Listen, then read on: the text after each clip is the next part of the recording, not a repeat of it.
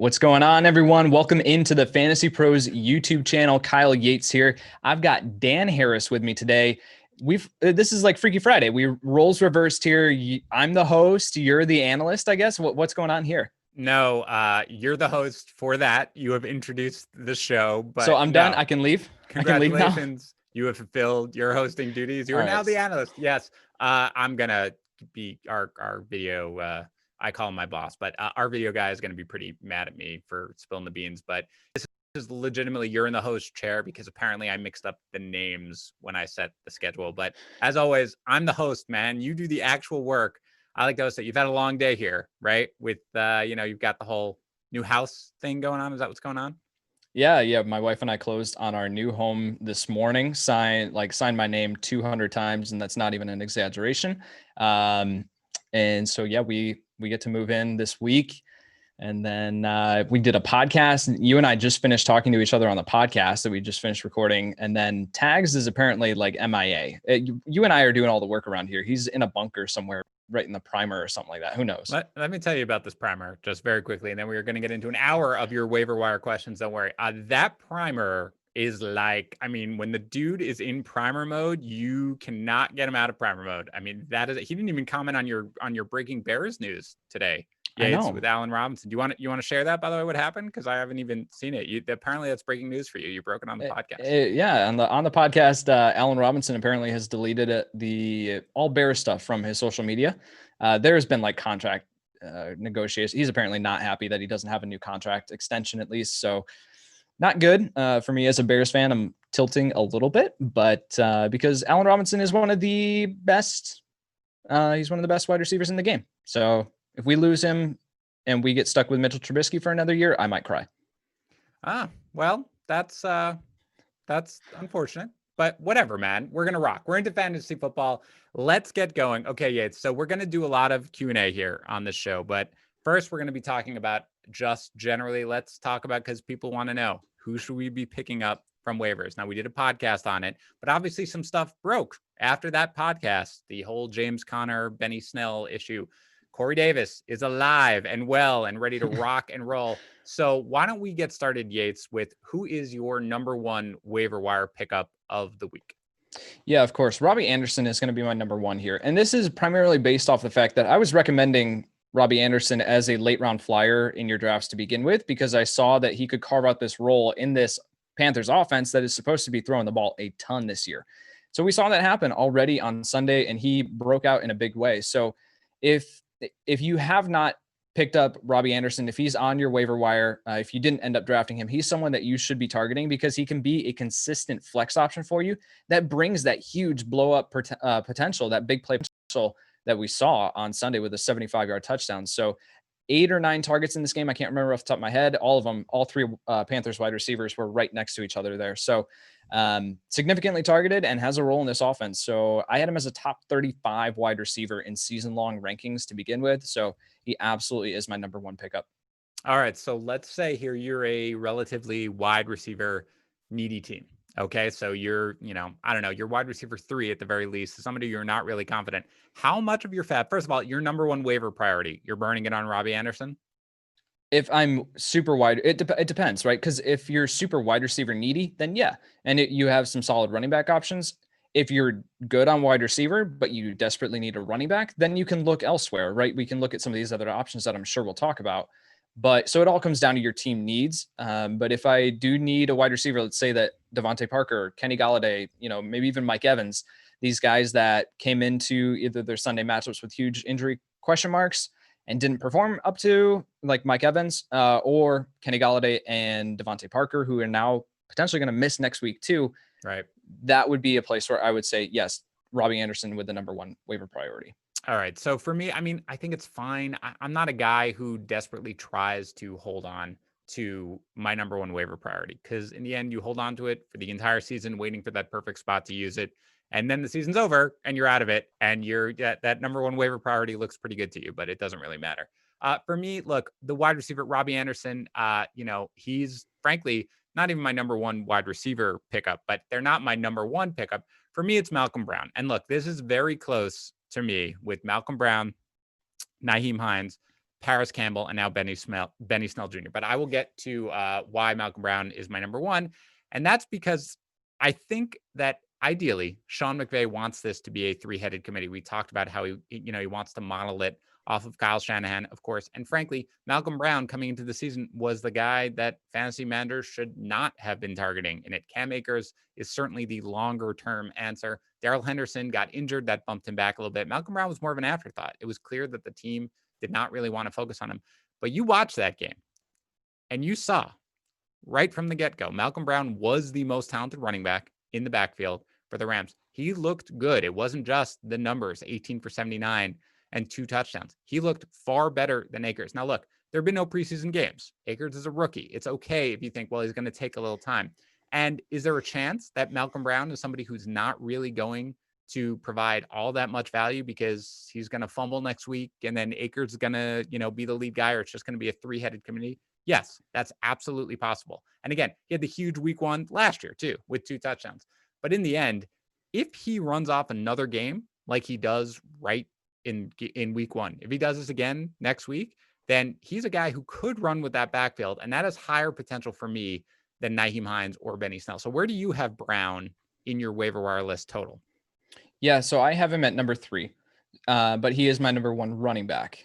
So for a lot of the same reasons that you mentioned, Malcolm Brown looked like the superior running back. And with Cam Akers, him being drafted in the second round didn't automatically make him a fantastic, starting running back in the NFL. Okay, like that was a reach, in my opinion, for the Los Angeles Rams to draft Cam Akers where they did.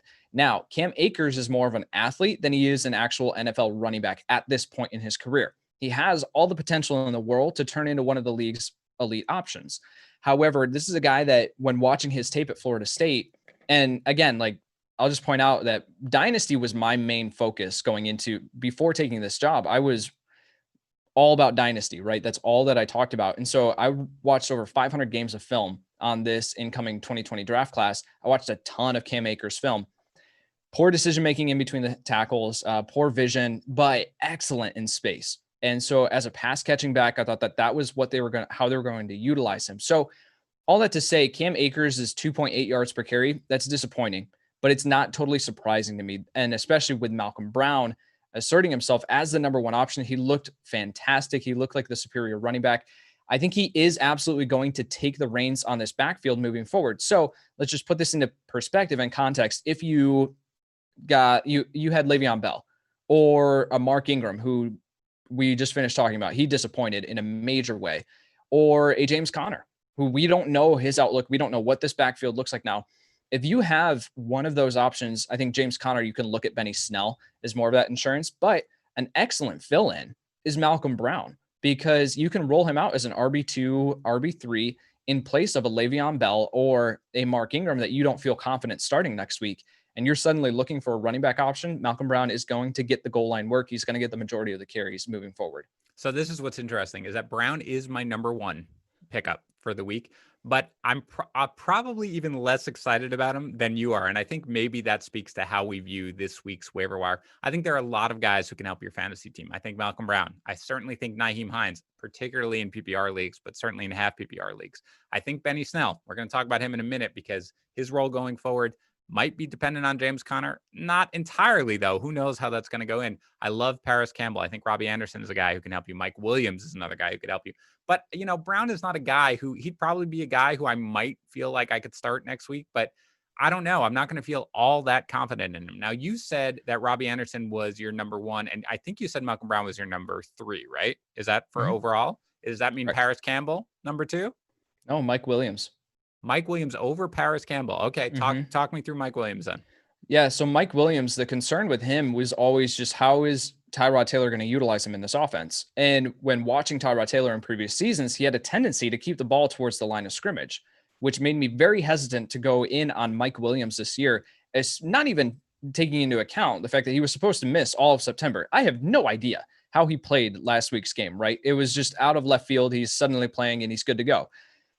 Mike Williams or Tyrod Taylor fed Mike Williams the ball deep downfield. And that is where Williams shines, excuse me. So like some of the catches that he was able to reel in, yeah, like he was left out to dry a couple times. We talked about that, on Monday's podcast with tags, but like he looked great. And so if he's going to get these targets deep downfield, if Tyrod is willing to look his way, 9 targets, Keenan Allen, 8 targets, I think, off the top of my head. So, like Mike Williams was utilized in this offense, and especially looking at his matchup next week against Kansas City, where the corners on Kansas City are not going to be able to stop Williams deep downfield. And in a game where they're going to have to throw the ball to keep up with Kansas City's offense, I think Mike Williams has a very good chance of scoring a touchdown next week, if not 2. So I agree with a lot of what you said about Mike Williams, but here's the reason why Williams is my number 3 receiver, my number 7 overall on my top pickups. We didn't expect them to look like this, right? Austin Eckler got 1 target. We have joked about that nonstop. We did not expect Tyrod Taylor to push the ball down the field. You know what? The offense didn't look that good, man. I mean, it just didn't. So I don't know whether or not I'm like, okay, this is what we're going to do. We're going to have Tyrod be targeting, Mike Williams down the field and not as much Keenan Allen, not Austin Eckler, considering how stagnant the offense looked. This is really tough. This is the toughest week 1 waiver wire I think that you're going to see necessarily because we don't know. We don't have any preseason games. We don't really have any way to judge this. We are basing this off of 1 game. And I feel like if you were the Chargers, who barely squeaked by the Bengals, in reality, probably should have gone to overtime at least, if not lost. I don't really think you're being like, you know what we're going to do? We got to do this again. Let's go and do this. Let's push the ball down. You know what I mean? That's why I get a little worried. For me, my second receiver, and I'm surprised actually a little bit that he's not ahead of Mike Williams because of how high you were on both the other. I know Michael Pittman Jr. was your guy, but you were high on Paris Campbell and Michael Pittman Jr. as compared to T.Y. Hilton. And Paris Campbell did absolutely nothing to dissuade you from, that notion. He was really, really good, and he was really good. Like he was somebody who fantasy managers were excited about last year and then basically lost the entire year to injury. He had more snaps than T.Y. Hilton, played almost entirely out of the slot, 9 targets, 6 catches, 71 yards. So for me, if I'm looking to pick up a wide receiver, that's my guy, even over Robbie Anderson, even over Mike Williams. That's the guy because I do think that he's in line to get consistent volume, especially considering the Colts defense did not look good. I expected to look a lot better, but you might want to toss that up to, Gardner Minshew just being completely unstoppable. But in the end, I think if their defense is going to play like that, the wide receivers are going to get a little play. So talk to me about Paris Campbell. Is there a big difference between Robbie Anderson, Mike Williams, and Paris Campbell, who I assume is your number 3 receiver? Correct. And it all comes down to that there's not a significant gap as far as their, like in my rankings for wide receiver pickups on the waiver wire. So Mike Williams is my number 2. Robbie Anderson, I have to put Robbie Anderson there because of the faith that I had in him going into the season. And because I had him ranked significantly ahead of where Paris Campbell was in my rankings, right? So I have to put Robbie Anderson there to begin with. So then it comes down to looking at the opportunity in the offense. I don't know if we can fully buy into the fact that Indianapolis is going to be throwing the ball 46 times a game. Like that is just not typically what has been in their DNA. And especially now as you move forward and you have a Jonathan Taylor who can carry the ball 25 times a game, right? And then you have a Nyheim Hines who should be involved as well. And so it's all about that, looking at Paris Campbell got 9 targets on 46 overall attempts versus Mike Williams seeing 9 targets on 31 or 32. I can't remember off the top of my head. It wasn't a lot. So then if we expand that and we say, yes, there are the concerns. You mentioned them with, does Austin Eckler only seeing 1 target? That's not going to happen. Austin Eckler will bounce back to, more than that, of course, which could hurt Mike Williams. But in looking at, is this offensive game plan going to work week in and week out where Mike Williams, are they only going to be throwing the ball 31 times a game? They could get up to 40 in this game against Kansas City. And in that event, Mike Williams' targets could easily end up being 10, 11, right? And so he's a player too that doesn't need 9 targets to contribute and to make an impact as a flex option. Whereas I think Paris Campbell needs the pure target volume. And that I just don't know if it's a guarantee that Indianapolis is going to be throwing the ball 46 times a game. I think that is a very fair point. For me, again, the biggest thing is that whatever game plan that the Chargers were throwing out there against the Bengals didn't work. And so it's hard for me to be like, you know what, Mike Williams is the guy near the red zone. Of course, near the end zone. I think they had designed plays for him. And I think probably that's going to continue. So I don't mind it. But Paris Campbell was a guy who all I needed to see was how he looked and what he was going to do with the targets. And I agree, he may not see 9 targets every game, but given his pedigree, given how good he looked, given the fact that he was the Colts receiver on the field for the most amount of snaps, he's the guy I'm going at. All right, so you started break down here now your top 5, because we've been through 4 of them, I think, right? Yeah, Who of are your course. top 5? So Robbie Anderson, Mike Williams, Malcolm Brown, Nyheim Hines, and then Benny Snell. All right, so let's talk about both those guys. I also have Nyheim Hines ahead of Benny Snell. I've seen a lot of people ask, and we're going to get to some Q&A once we're done going through here. A lot of people saying, what is the value of Benny Snell going forward? Why isn't this guy the number 1 priority? So I guess let's start there, even though he's your number 5. Sure. Why isn't Snell your number 1 waiver priority? He looked great last night. You've got Connor banged up with this ankle injury. Sounds minor, but Connor's always banged up, and Snell looked great. He might have carved out a bigger role for himself anyway. It's all about Connor. If we had word that Connor was going to miss multiple games, then Benny Snell absolutely shoots up into this guy who should be the number 1 waiver priority, and you should be spending 30% of your fab, because he looked fantastic on the football field. And we just finished recording the podcast. We said, like, this is not the Benny Snell that we saw at Kentucky and his first year in the league. He looked completely different. And he, like, if he was wearing a different number, I would have been like, who's that? Like, he's a new running back on the team, right? Because he just didn't even look the same. So now he lost weight. It looks good. Yeah, looked great, explosive. So I think with Benny Snell, if we had that clarity that James Conner was going to miss games, then that would skyrocket Snell up waiver wire rankings. However, we haven't had any clarity on that. And the clarity that we have had is saying that Conner is probably going to be playing week 2. Now the question comes into how much. And so with all of that uncertainty, there's not a guaranteed role, right? We can say he has this potential role carved out for himself, but it's not guaranteed. Whereas we look at these other guys of Robbie Anderson, Mike Williams, Malcolm Brown, Nyheim Hines, they all have guaranteed roles for the time being, right? With Malcolm Brown, that's a time being role. And Nyheim Hines is going to have this locked up long-term, right? With Marlon Mack out for the year. Yeah. So that's the difference. Yeah. I think that's all fine. Here's how I personally see the Pittsburgh situation going down. I know Snell looked great last night. I just don't think that a guy like Connor, if fully healthy, you're just like, all right, man, our plan was to give you all the carries, all the touches in this backfield. Now, sorry, you got injured in game 1. This guy looked good. Now it's timeshare. Like, I don't see it unfolding that way. So long term, it's hard for me to get too excited about Snell, at least right now. Now, for this week, there is optimism. I don't expect Connor to play this week. The reason being, I didn't even see him get injured last night. I was watching that game closely. I had no idea. We didn't even know he was injured necessarily. There was like, oh, his ankle's being taped. We didn't see the play. It wasn't a huge thing. It wasn't apparent from any play. And all of a sudden he's out for the game.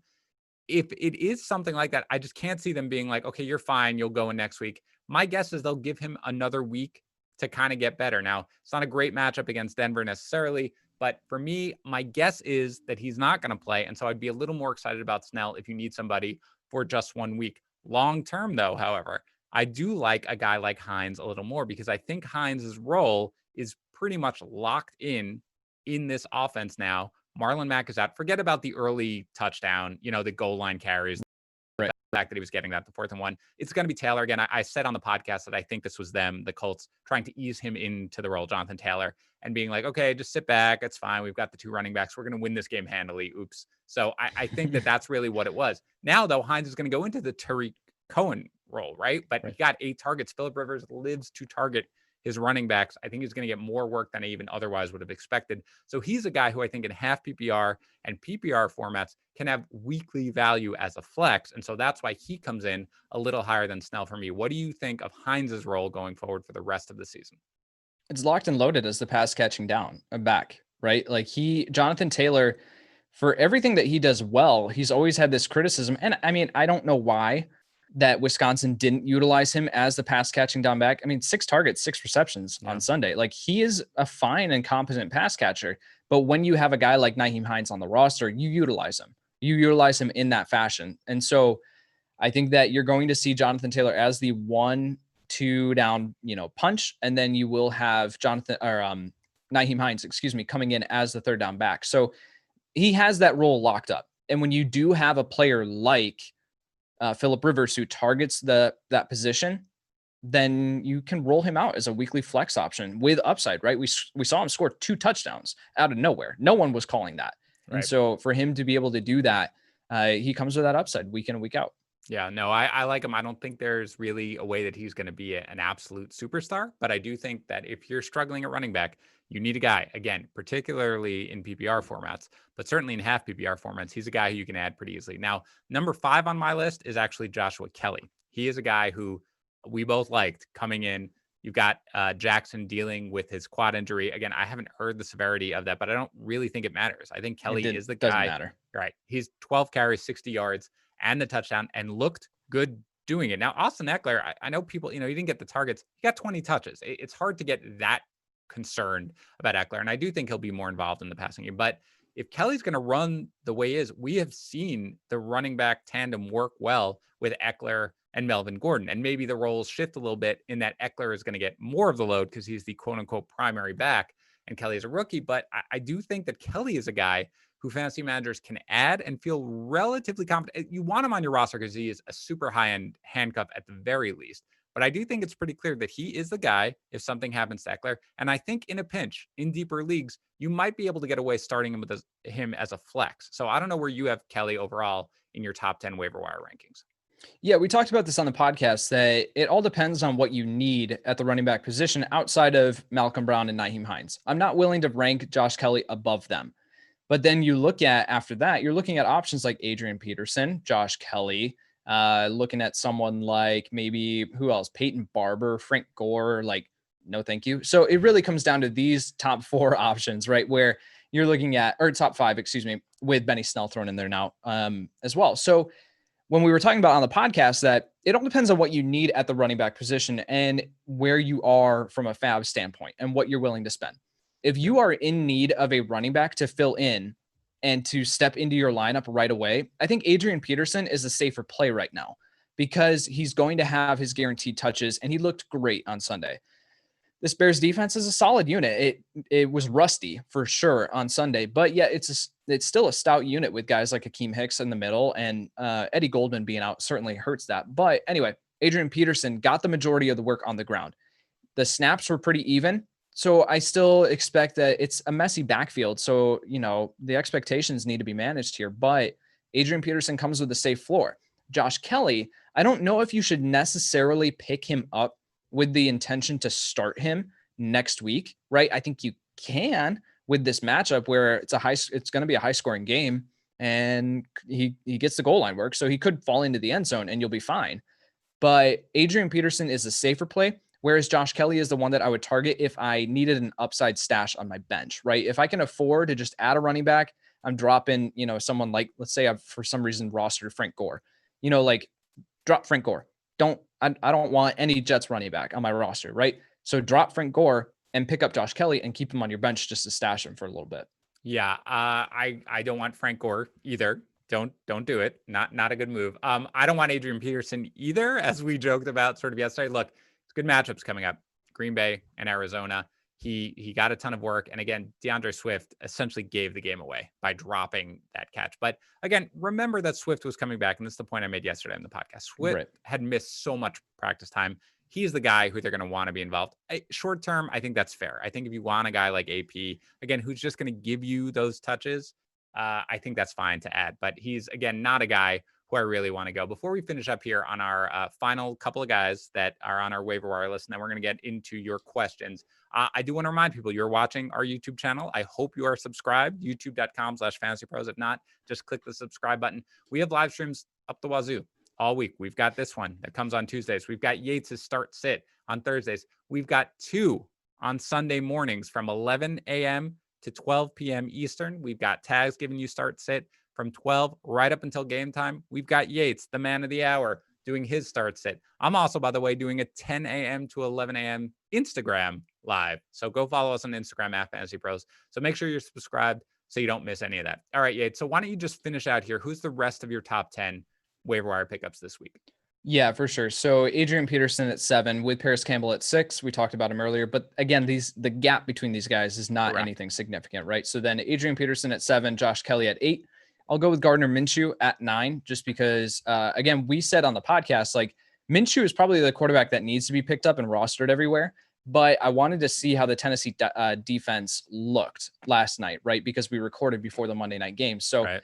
I didn't see anything necessarily with that Tennessee defense. I was like, this is a top tier, like top 3 unit that, you should avoid Minshew. So I think he's going to be fine next week. So I have him at 9, and then Corey Davis slides in at 10. Yep. Although, like, I'm not super excited about, we talked about it. Like, I'm not super excited about picking up Corey Davis. But I do think that, if you need someone at the wide receiver position, you can spend 5% of your fab, 5 to 10%. I don't disagree with any of that, frankly. My top 7 are Malcolm Brown, Nyheim Hines, Paris Campbell, Benny Snell Jr., Joshua Kelly, Robbie Anderson, Mike Williams. And there's a little bit of a teardrop after that. That's kind of what I see as like the guys who, if you're going for somebody, again, this is not a break your bank waiver week. I don't think. Right. This is just something where if you need something, you want to maintain your fab. A lot of people spend it early and just say, you know what, by midseason, everybody else is going to be out of it. So what's the point of holding it? I'll be able to get who I want later in the season. I don't necessarily ascribe to that. If I can be judicious with my fab early on, I am, and this is a week to do so. After that, to finish it out, I actually like Laviska Shenault Jr. at number 8. I think that, again, you mentioned it. You had a great tweet about how creative the Jaguars were in getting him involved out of the Wildcat, whichever way they could. And again, D.D. Westbrook being inactive, I think they're committed to him. I like this Jaguars passing game. I love DJ Chark. Like you, I like Gardner Minshew. He's not in my top 10 just because I feel like at this point, if you're in a single quarterback league, you're probably okay at this point. So he's not one of my targets, but I do like him because I do think there's potential, probably more long-term. After that, it's Corey Davis, who I moved up to 9th after kind of looking it over. Hi, hold on, guys. You're going to get a treat. I've given the kids the permission. Just come in and say hi. Sorry, guys. This is my daughter and my son. Just say hi. You're not going to be able to hear. That's Kyle. Say hi, Kyle. Hi. All right. Hi. You guys good? This is what the perils of live streaming on YouTube. Love you too, bud. Okay. This is where dads, are you just getting stuff? They're just getting toys. Don't worry about it, guys. Everything's cool. This is my life. Welcome to dad life and remote learning, everyone. And quickly, guys, don't make too much noise. This is actually live. Okay. Number 10, by the way, is MVS, Marcus Valdez-Scantling, because he is somebody who, again, I'm not overly excited about it. He did have more targets than Alan Lazard. They both scored touchdown. And again, we talked about what this could be if Aaron Rodgers decides, you know what? Right. You don't want to give me any help? Fine. I always think of the major league, F you, Joe Boo, I'll do it myself. That's kind of what I think. Like, fine, you don't want to give me anything? I'm just going to give you the metaphorical middle finger season, as I like to call it. I don't know whether or not it was just because they were playing Minnesota that has a terrible secondary necessarily. I think it was probably much more because of the fact that Aaron Rodgers in the end kind of just wants to do this. He wants to show what he can do still at his advanced age. So again, games against Detroit, he's got the Saints. That's not a great matchup. Then Atlanta, by Tampa Bay, Houston, Minnesota again. It's a good schedule. So if MVS does turn out to be a type of guy that you can roll with, he's a guy who I'm willing to take my shot on there. So that's where I'm at number 10. All right, Yates, are you ready to get into some questions over here? Let's do it. All right, let's go. So what do you do with Boston Scott, Yates? Now, we don't know whether or not Miles Sanders is going to start week 2. There is some optimism. Scott disappointed, left a little bit with an injury. Is he a guy who you continue to roster? If Miles Sanders is out, do you take a chance starting him next week against the Rams? If he's out, if Miles Sanders is out, I think you can roll Boston Scott in as a flex option.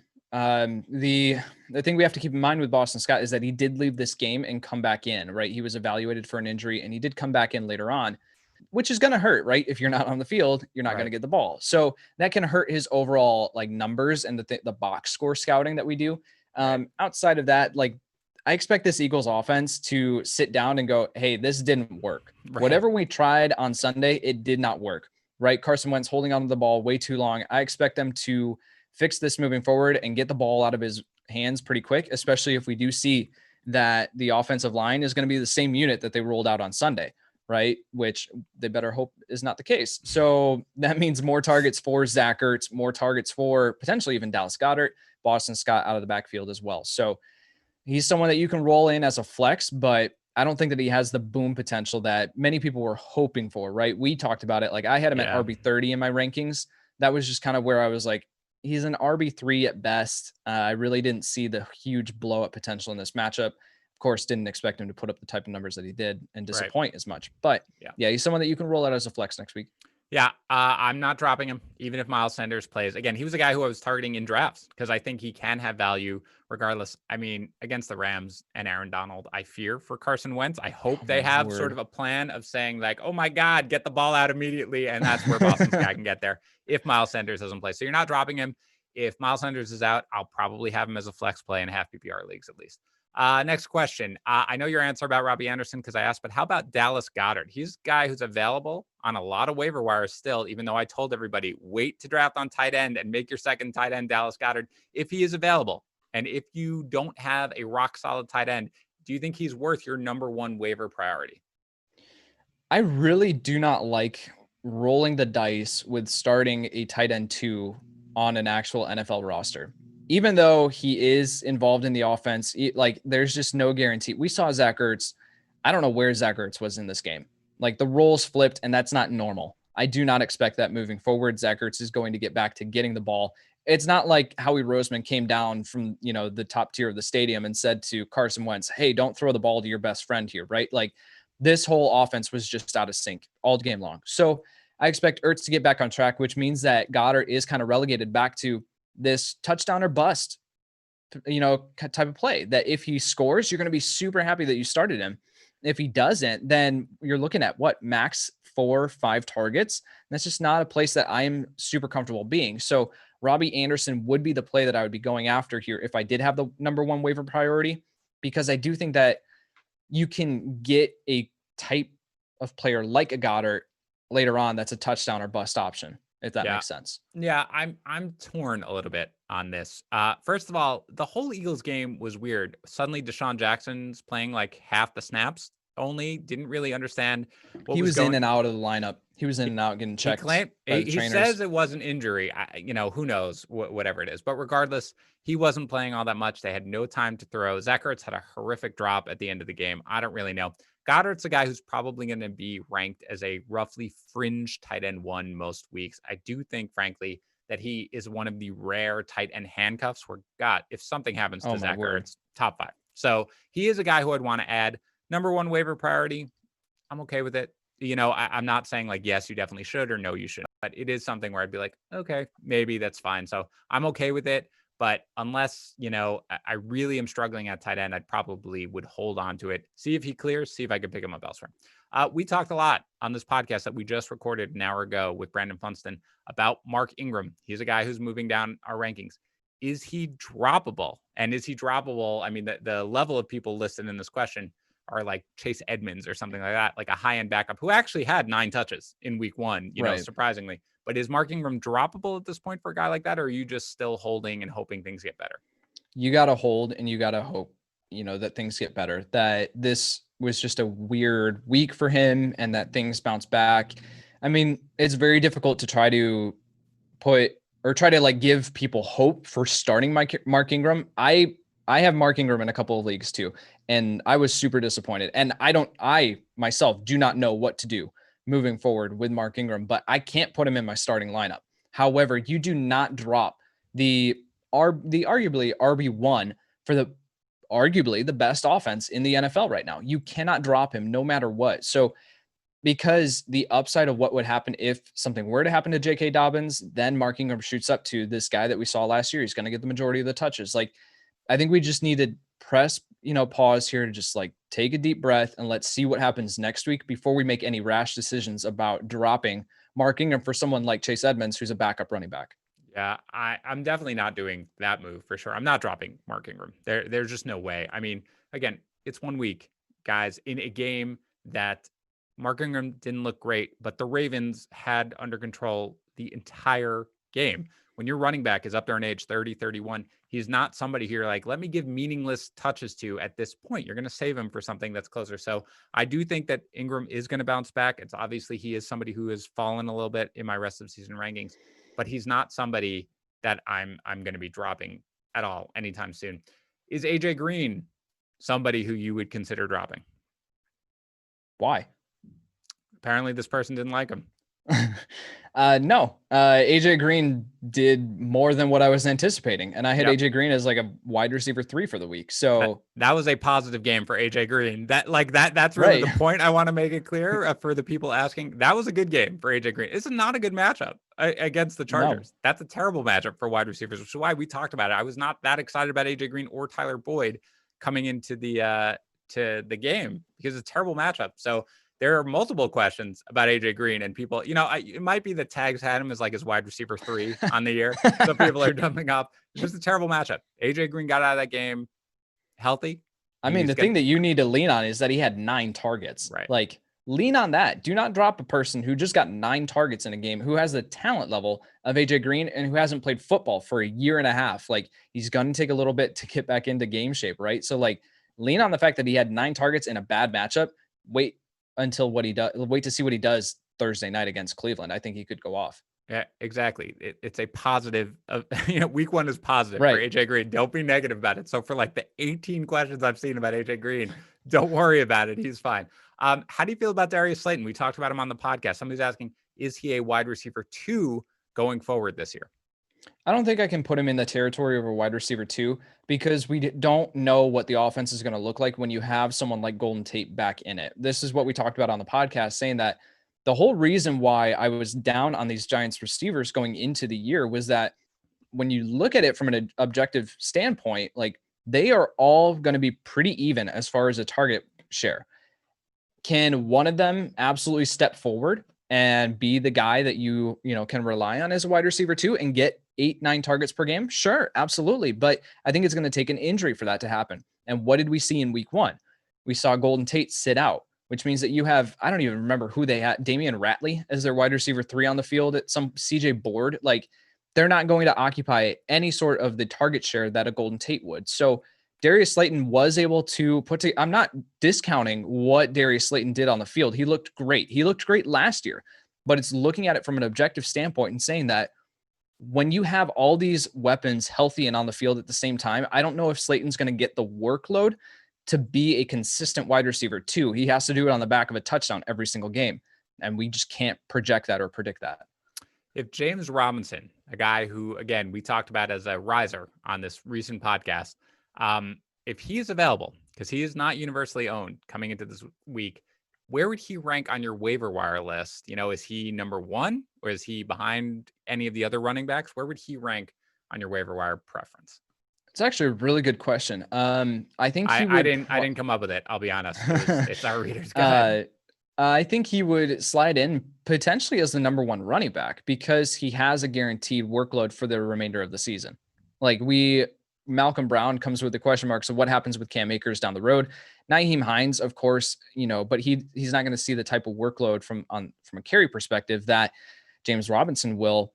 James Robinson was the only running back in the NFL that saw 100% of his team's carries in week 1, which is crazy. Yep. So I think you can rely on Robinson moving forward as a weekly flex option. I'm not super excited about him, right? Like, I don't think he's going to come with huge blow up potential, but yet he could be someone that comes with, I would put him above Malcolm Brown, just double back. I would put him above Malcolm Brown and Nyheim Hines because I know what his role is. Yeah, he would be my number 1 waiver priority if he's available this week. He's rostered in too many leagues for us to consider for the way we do waiver wires. But he is somebody who absolutely, he got the workload. He looked pretty good, not crazy, but looked good. I think the offense is going to be better than people think. So he is somebody who I would feel comfortable picking up. If you're in a pinch, Yates, you got to pick up somebody for next week. No way around it. The only 2 guys on your roster that you could possibly drop are Phillip Lindsay or James White. And if it depends on format, it depends on format. But which one of these guys? You've got Lindsay with the foot injury. I haven't seen anything on it. Obviously, he was knocked out and he was ruled out. So my guess is it's significant enough to knock him out for a week or 2. Are you dropping Phillip Lindsay or James White? It came out that Phillip Lindsay is potentially dealing with turf toe and could be out a couple weeks. So that's something that makes that decision a little bit easier. Both of those guys are in the same range. But as far as when you are now factoring in that Phillip Lindsay might be out for a couple games with turf toe, which lingers, right? That's a type of injury that is just going to be there for a couple weeks and you need to rest it. So I think Lindsay is going to miss. So I'll drop Lindsay in that scenario. stash, bench, or drop, or trade Leonard Fournette. I guess stash bench is the same thing, but stash, right. drop, or trade Leonard Fournette. You can't trade him because you're not going to get anything. By the way, that is the thing. Can we just make that point? I know it's an obvious point, but I get so many like, should I trade this guy whose value has just fallen, by 75%? Should I trade Evan Ingram right now?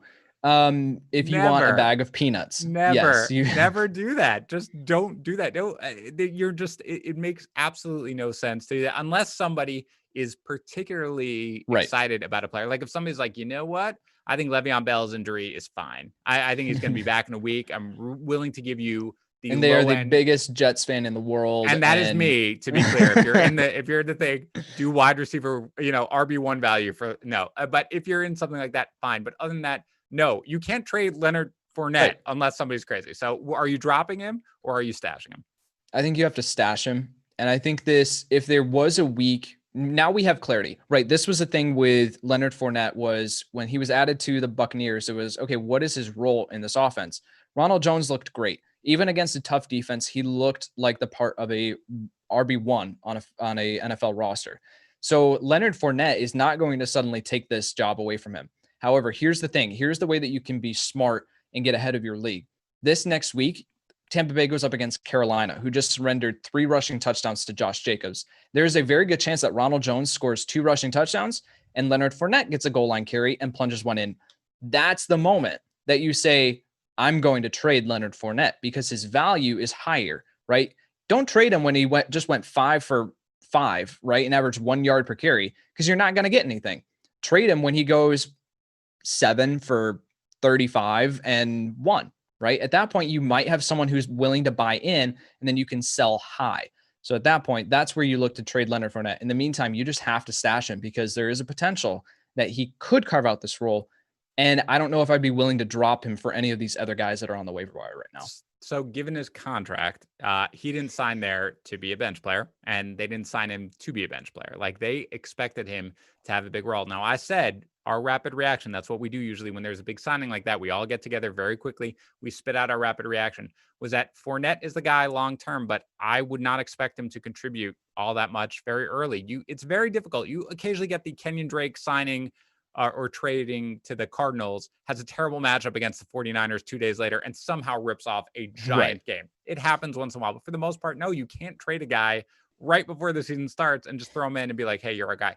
Ronald Jones looked really, really good against the Saints. We were talking about that earlier, Yates. So this is something for me where I think Jones, he now has the upper hand if he keeps it going. And goodness, we think he's going to keep it going this weekend against the Panthers. You're going to have to sit on Fournette for a while, but probably there's going to come a time where Ronald Jones is going to really just miss that blitz pickup. Right. And Fournette is going to get his shot. And when he does, you're going to want to have him on your roster. So he is a guy who I'm trying to stash. You certainly can't start him, but you don't trade him right now where his value should be essentially nothing.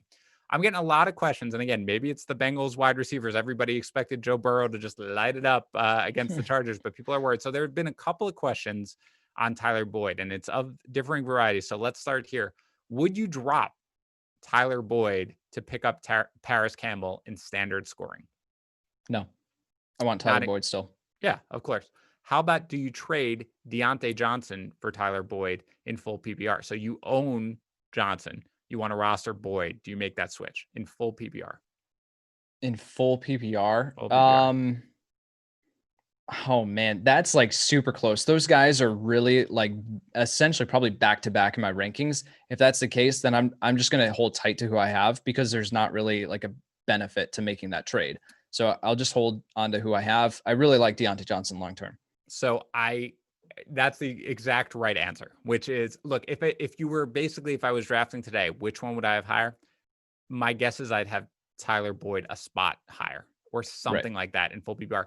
But exactly what you said, and people kind of get annoyed, I feel like, when I give this answer, but it's whichever side you're on, that's the right side. That's the side I'm taking. I'm not going out of my way to say, hey, let me make sure I do this swap, even if I have a guy one spot higher. At that point, just hold whoever you have, because that's what it's going to be.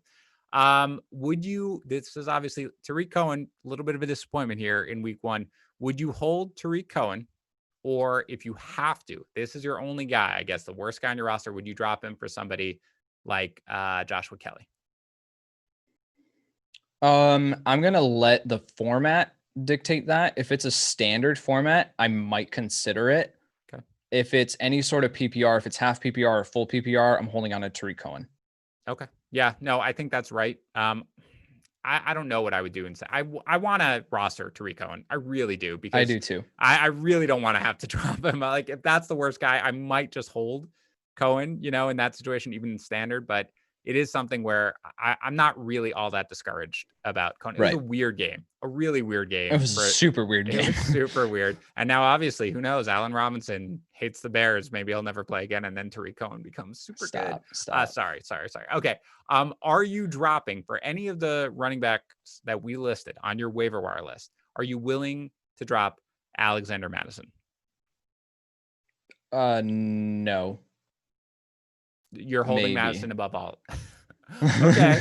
So that was 2 answers. Are you sure? I don't think so. I think I answered it correctly. If I am the Dalvin Cook owner, I will hold on to Alexander Madison. If I am not, and I need a running back, I'll let this determine it. If I need a running back to start this week, I don't feel confident rolling out Alexander Madison. However, I do feel confident rolling out Malcolm Brown. So in the event that I had let's just say I went James Conner and Le'Veon Bell as my RB1 and RB2, somehow walked out of my draft with those two, and now I have major question marks about who I'm going to be able to start at running back this week, then I will drop Alexander Madison to be able to pick up a guy who I know has a guaranteed workload, like a Nyheim Hines or Malcolm Brown. So people are really worked up about this Bengals team after a game against a really, really tough defense. Are you worried at all about Joe Mixon? Obviously, I knew we were going to get a question about Mixon. No, not at all. Really good defense, 19 carries. That's the number that you need to focus on, that he got 19 carries. That doesn't happen often, guys. So to get that running back who has that type of workload, I would absolutely be holding on to Joe Mixon. And even in some leagues that there's an owner who has Joe Mixon, who's kind of panicking, who's kind of freaking out, I think you can go after Joe Mixon and get him cheaper than what you were able to on draft day. So yeah, Joe Mixon, 19 carries on the ground against a defense that is really, really good. And in Joe Burrow's first game, this offense is only going to get better as Joe Burrow gets acclimated to the NFL. So I'm willing to hold on to Joe Mixon, and I'm even buying him in some instances.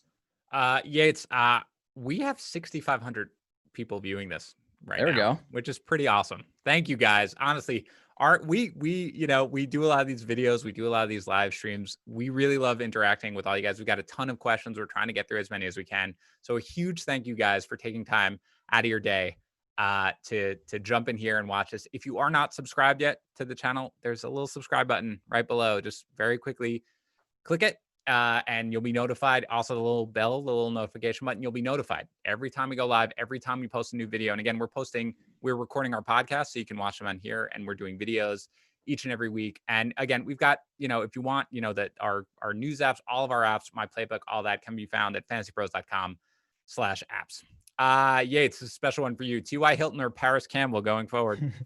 Paris Campbell. Yeah. I knew you would say that. I'm T.Y. Hilton. I mean, this might be like our biggest difference in season-long rankings. It might be T.Y. Hilton. Yeah, it really is. And again, I think that it's much less about me being the Hilton guy and you just being so anti-Hilton. And look, for Hilton did not look good. He did not have a good game. Okay, that's not just his performance, like his numbers, box score reading. He did not look great. It was kind of a rusty game. Now, I'm willing to, for the most part, give a lot of these guys in week 1 a pass, especially the veterans, especially right? this week, especially this year. 100%. I for week 1, right? This year, not necessarily every year, whatever. But it's a guy like Hilton. I'm not all that worried about. They get Minnesota and they get the Jets for the next 2 games. Those are games that both Paris Campbell and T.Y. Hilton should do really, really well in. So hopefully that's what happens. But yeah, T.Y. Hilton, that we should have like an ongoing bet or something going on around there. Break down Todd Gurley. Some people are asking, should I try to trade Todd Gurley now? So people basically who are the person or multiple people who are rostering him are not comfortable with him. He scored obviously early on. He didn't have a huge game. Do you think if you are looking to trade Todd Gurley, do you think this is sort of going to be the time to do it? His value is peaked or basically where it's going to be? Or do you think you should wait for him to have a bigger game later on in the season and then pull the trigger? No, I think if there is a moment that you're just hell bent on not having Todd Gurley as your RB2 on your roster, because that's where you were drafting him. You didn't have to draft him to be your RB1. So you have him most likely as your RB2 on your roster. In that instance, if you are just, you do not want to roll the dice with the potential that he gets injured down the road, then you can trade him now because his value is pretty high. Scored in this game, got significant work on the ground, significant enough, excuse me. So I think he's absolutely someone that you can sell. I just don't know what you're going to be able to get. If there's ever a player in fantasy football whose value is like all over the map in different leagues, it's Todd Gurley, right? Like I cannot say definitively how your league, your specific league, is going to value Todd Gurley because he does come with so many injury concerns. He's burned people in the past, but yet he's going to produce as long as he's on the field in this offense. So wide range of outcomes here. But if you are intent on moving him, this is the week to try. Yeah. I have no problem with Todd Gurley. I don't roster him everywhere. He wasn't like a guy who I targeted, but after week 1, I'm not feeling down on him. I'm fine. Right. He's going to get the goal line work. He's going to be involved. Again, every piece of this offense you want. That's basically how I feel about it. We didn't even touch on Russell Gage. He's a guy who you can pick up necessarily, but again, since the Mohamed Sanu trade, I said this yesterday, almost 8 targets a game. He's a guy who does get involved. I do think Hayden Hurst may take away some of that, but again, he's a guy who could be involved. We've got a trade question here, Yates. It's really tough when you have one of these truly, truly elite backs to think about trading them. But if you own Zeke, okay, and somebody comes at you and says, I'll give you Dalvin Cook and Terry McLaurin, and you need a wide receiver, is that a trade that you're willing to make? If I am desperate for a wide receiver, sure, but I'm not excited about it. I would love to have Zeke because here's the thing, like you have to look at it in this lens too of like who's on your waiver wire that you could pick up. If you have someone on the end of your bench that is just sitting there, like let's a Mecole Hardman. Let's just say that you have Mecole Hardman on the end of your bench. Drop Mecole Hardman and pick up one of these guys that we're talking about at the wide receiver position. Pick up a Mike Williams, Robbie Anderson, Paris Campbell, like even a Russell Gage later on if you have a lower waiver priority or you're not willing to spend up on fab, whatever. Like, so then look at it in that view. Like, would I rather have Zeke and Robbie Anderson or would I rather have a Dalvin Cook and Terry McLaurin? So play around with that and figure out which situation you're more comfortable in. Zeke doesn't come with the injury concerns that Dalvin Cook does. And let's not pretend that Dalvin Cook got like a ton of work in this game, right? Like he scored a couple times, so that inflates his value. Zeke comes with a guaranteed floor of 20 carries every single game. Yeah. So in my opinion, I would rather have Zeke and a Robbie Anderson, in my opinion, versus a Dalvin Cook and Terry McLaurin. But you have to play that forward in your league and see who's on your waiver wire. Yeah, I think in a vacuum, if there's nobody else and stuff like that, the 2-for-1 probably does make sense. I mean, I love Terry McLaurin this year. I know he didn't have a huge week 1, and Dalvin Cook looked great. He got paid, and so obviously you've got the injury concern. So in a vacuum, that's fine. You really want help evaluating, by the way, these 2-for-1 type trades. If you go to my playbook, we've got a trade analyzer that it will do exactly that. You can do 3-for-2s, you can do 2-for-1s. It really helps put all that in context at fantasypros.com/my-playbook. All right. We didn't touch on one of these guys other than yesterday on the podcast when you called me so stupid. Is Myles Gaskin worth the stash? No. I mean, no. Like I don't want any of these Dolphins running backs, even though Myles Gaskin came out and got 9 carries in this game. And I liked Myles Gaskin coming out of Washington in last year's draft. It was so confusing looking at last season. And off the top of my head, I remember him being healthy, that they were rolling out like Patrick Laird and Kalen Ballage over Myles Gaskin. It was like, what the heck are you doing? Like get Myles Gaskin the ball. So, but in this offense with Jordan Howard, Matt Breida still there, this is just not an offense that I want to invest in. Okay, so let me make it clear. And the so stupid part of yesterday's thing was, again, not at me. I don't think. We don't know. Not at you. But it was but much more about the maybe. fact that again, as I said, it was a fair criticism. It was that Myles Gaskin got the most work in this Miami backfield. I do not think that you're really going to feel comfortable starting Myles Gaskin. But again, Jordan Howard looked awful and was banged up. And Matt Breida was just like, sorry, Matt Breida, we don't want to give you the ball right now. And if you got a guy who's going to get whatever you got, 13 touches or whatever it was, he's a guy who I'm willing to stash right now and add and see whether or not suddenly he is the guy. Again, a starting running back for any team is worth it. So he is a guy who I would be fine to add and stash for very minimal amount. But I'm probably a little more quote unquote excited. And I use that term in the loosest possible way about Myles Gaskin. Yates, the Washington defense sacked Carson Wentz 8 times and 2 interceptions, I believe. Is that defense, do you think, a legitimate defense that fantasy managers can pick up? I mean, you can stream them. We talked about them as a possible streamer next week against Arizona. Are they a defense that you might be able to roll with all season long? Potentially. I think we have to like manage expectations here and say, like, look at the offensive line that they were playing. Yes, their defensive line is scary. You talk about Jonathan Allen to Chase Young to, I mean, their whole front seven is just fantastic. So Landon Collins on the back end too. And then you do have some potentially promising corners. Yeah, they picked off the ball a couple times, but that was more so on Carson Wentz than it was, the corners there. So I like them as a streamer this week. They're worth a shot, right? Like they're 4% rostered in Yahoo leagues right now. Like it's crazy low up against Arizona and that offensive line. Like take the shot on them and then see what you got moving forward. Like if they put up another dominant performance, then absolutely, then continue to roll with them as long as they're hot. Yeah. But so we have to take a wait and see approach. But yeah, I absolutely think they're worth picking up this week. Yeah, again, Arizona and then at Cleveland, that might be a game that you want to go. After that, you're not going to want to start them against Baltimore. Okay, last question here, Yates. Rest of season, who do you like more, Ben Roethlisberger or Tom Brady? Ooh, I love it when he's stumped. He doesn't know. Tom Brady, I'm doing like short-term outlook. Tom Brady has Carolina next week. That's a good matchup. I will probably go with Ben Roethlisberger. He looked rusty to begin that game. Like we talked about it, he looked like a 38-year-old who hadn't played football in a year. He did, yeah. But he figured it out. He got back into a rhythm towards, in the second half and all that. So Ben Roethlisberger, I mean, Tom did not look like Tom Brady yesterday. And he looked like a guy who was just under pressure all game long, which he was. He didn't look in sync with his receivers.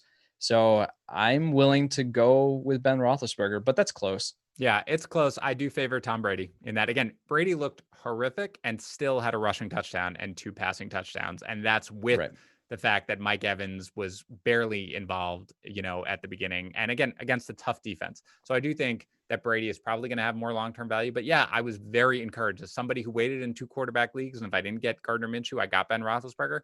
I was pretty encouraged by what we saw, especially since it was a little nerve-wracking in the first quarter as they worked out the kinks. All right, that's it for our first waiver wire live stream. Yates, way to be. Nice job. I've talked so much today already. I know. Are you done? But your voice held. You didn't need like a lot. I know. My voice held together. I hope you took that guy's advice. Surprise. A commenter. I know. That was fantastic. Yeah. It was a good job. All right. So anyway, remember, we're going to be back doing live streams all week. Yates has got to start sit one later. Both the boys are going to be doing tags 11 a.m. to 12 p.m. Sunday morning. Yates, 12 p.m. to right up until game time Sunday morning. Subscribe to our YouTube channel, youtube.com/FantasyPros. Thanks, everybody, for tuning in. Yates and I will be back every week at 2 o'clock to walk you through the waiver wire. We'll talk to you then.